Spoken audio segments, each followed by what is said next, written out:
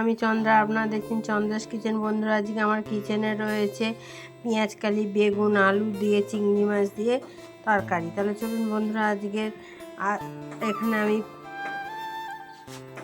পেঁয়াজকালি, বেগুন আর আলু কেটে নিয়েছি।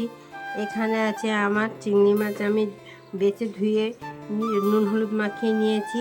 আর এখানে নিয়েছি আমি 1 চামচ সর্ষে আর 2টো কাঁচা লঙ্কা বেটে।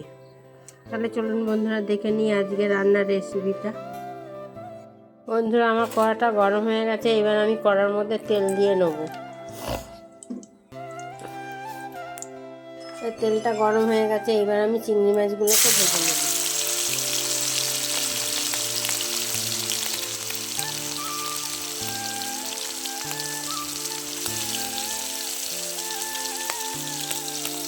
মাছটা আমার ভাজা হয়ে গেছে, এবার আমি চিংড়ি মাছগুলোকে তুলে নেব।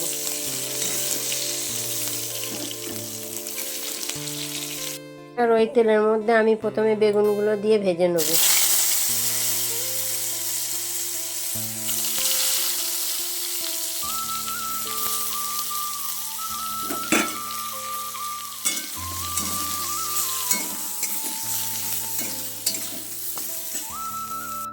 আমার বেগুনগুলো ভাজা হয়ে গেছে, এবার বেগুনগুলোকে আমি তুলে নেব।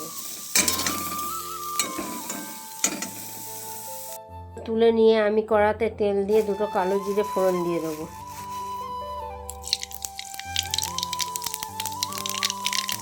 দিয়ে এবার আমি আলুগুলোকে ভেজে নেব।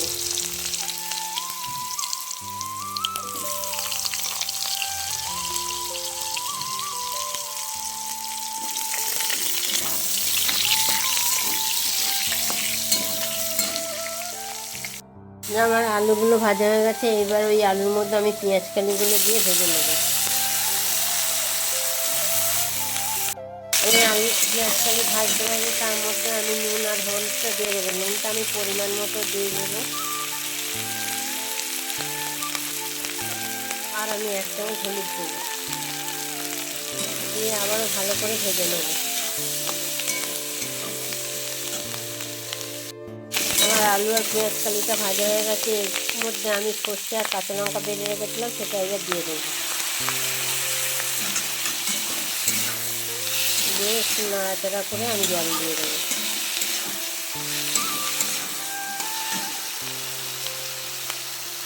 সর্ষে কাঁচা লঙ্কা বাটাটা দিয়ে আমি ভালো করে নেড়ে চেড়ে ভেজে নিয়েছি, এবার আমি জল দিয়ে দেবো।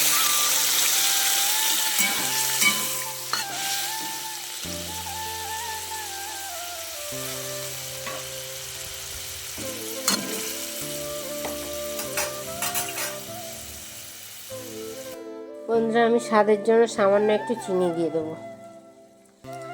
এবার আমার তরকারিটা ফুটে গেছে, আমি চিংড়ি মাছ আর বেগুনটা একসাথে দিয়ে দেবো।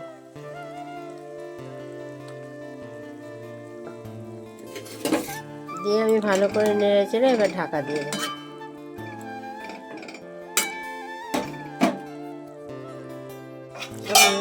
ঢাকা দিয়ে